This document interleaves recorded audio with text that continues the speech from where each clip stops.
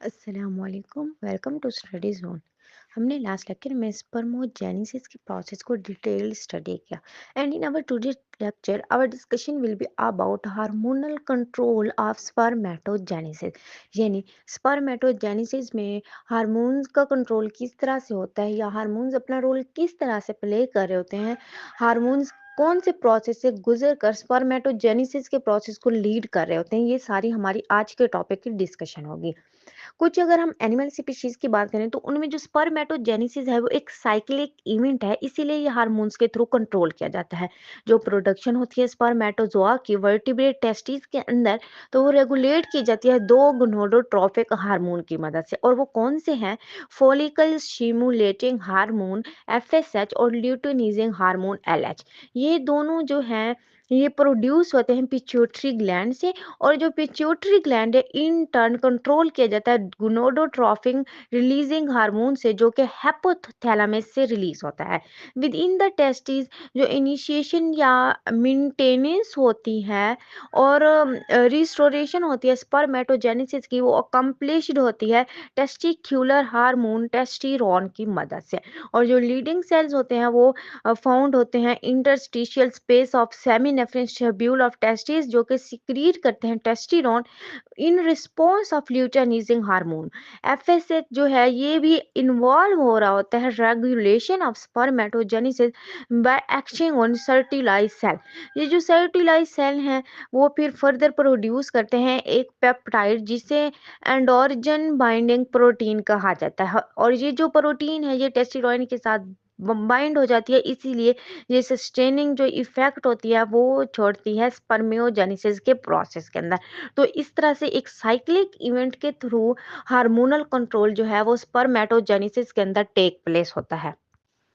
Next फिर अगर हम सिग्निफिकेंस ऑफ स्पर्मेटोजेनेसिस की बात करें तो स्पर्मेटोजेनेसिस जो है वो मेंटेन करता है एक स्पीशीज का स्पेसिफिक कांस्टेंट क्रोमोसोम नंबर। इसके अलावा जो रिजल्ट होता है स्पर्मेटोजेनेसिस का, उसमें जो हिप्लाइड मेल गमीट या स्पर्मेटो जो है वो फॉर्म्ड होते हैं। तो first maturation division during maturation phase is a reduction division which produce haploid cell.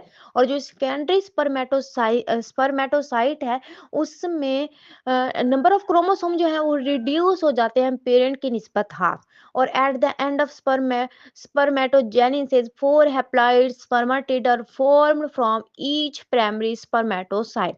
And in fourth we can say that as a result of spermiogenesis the round and non-motile spermatid change into an adult elongated and motile sperm which can approach the non-motile ovum to ensure fertilization and to form a diploid zygote। तो हम कह सकते हैं कि जो spermatogenesis है वो भी काफी इंपॉर्टेंट सिग्निफिकेंस रखता है। नेक्स्ट फिर अगर हम इनके कुछ फैक्टर देखें कि जो कुछ फैक्टर हैं वो स्पर्मेटोजेनेसिस के प्रोसेस में इन्वॉल्व हो रहे होते हैं। तो एनिमल्स में प्रोडक्शन या लिबरेशन जो होती है स्पर्मेटोजोआ के वो प्रिसाइजली कंट्रोल होती है इधर इन्वायरमेंटल या फिजियोलॉजिकल फैक्टर में। टेम्परेचर लाइट हार्मोन या फिर फिजियोलॉजिकल स्टेट जो है ये भी कुछ हद तक डिपेंड हो रही होती है ऑर्गेनिज्म के ऊपर। फॉर एग्जांपल ऑनसेट या कंप्लीशन होती है स्पर्मेटोजेनेसिस की, वो भी रेगुलेट होती है गोनाडोट्रोपिन हार्मोन की वजह से, जो कि फिर फर्दर सीक्रेट होती है इंटीरियर लोब या फिर पिट्यूटरी ग्लैंड की वजह से। तो ये था हमारा आज का टॉपिक जिसमें हमने hormonal control significance of spermatogenesis और इनके फैक्टर को डिटेल स्टडी किया। नेक्स्ट लेक्चर में हम डिफरेंस पढ़ेंगे स्पर्मेटेड और स्पर्म का। आई होप सो कि आपकी इस लेक्चर की क्लियर अंडरस्टैंडिंग हो गई होगी। इससे रिलेटेड आपको कोई भी क्वेश्चन हो आप मुझसे कमेंट बॉक्स में पूछ सकते हैं। Thanks for watching my lecture.